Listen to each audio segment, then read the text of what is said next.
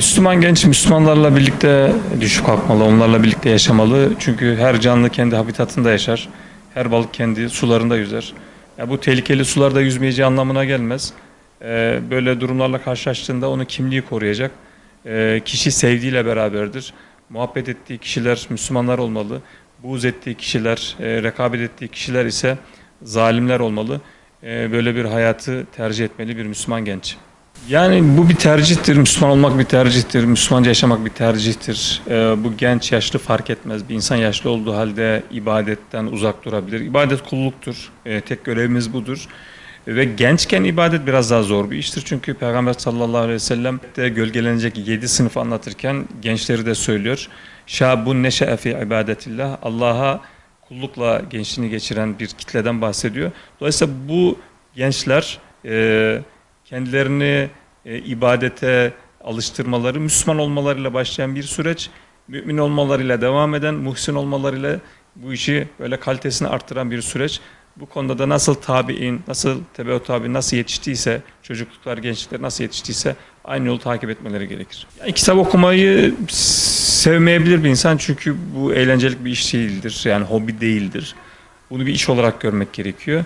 Bu biraz bir insanın kendi misyonunu belirlemesi, belli sorumlulukları yüklenmesiyle de alakalı bir şey. Kitap okumak zorunluluk, dünyayı tanımak zorunluluk. Dünyayı tanımazsak bu dünyanın maskarası oluruz. Bu psikolojiyle hareket etmesi lazım gençlerin.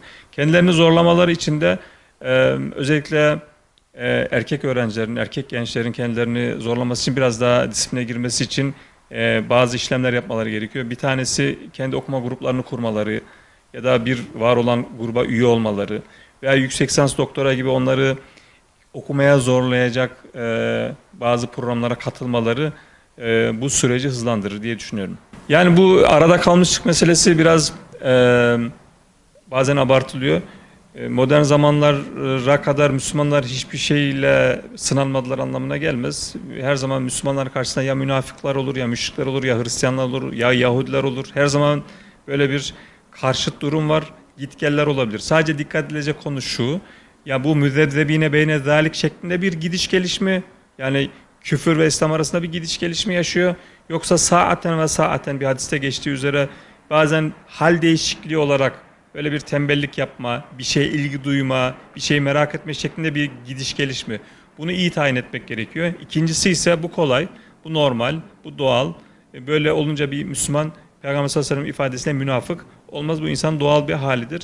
Mesela Müslüman kendi ayakları üzerinde sırat-ı mustakimde olabildiğince yürüyecek. Bazen ayağa takılabilir, bazen yavaşlayabilir, bazen dinlenmek isteyebilir. Önemli değil. Önemli olan o yolda aynı istikamette yürümektir. Kul amentu billah thumma istakim buyuruyor Peygamber sallallahu aleyhi ve sellem. Allah'a iman ettim de ve dosdoğru ol ve istikamette yürümek bizim görevimiz olmalı.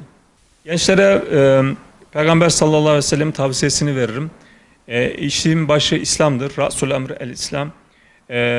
İslam'la başlayacağız. İslam olmadan başka hiçbir işe başlamayacağız. İslam'ı halletmeden küçük küçük problemlerimizi çözemeyiz. Tümden gelimle işler çözülmüyor. İşin başı İslam. Amuduha es-sala, bunun direği namazdır. İslam'ı ayakta tutacak şey namazdır. Ve zurveti senamihi el cihad, bu işlerin zirvesi de cihattır. İslamsız namaz, namazsız cihat olmaz. Bunları yaptığımız takdirde de hem dünyamızı hem de ahiretimizi kurtarmış oluruz.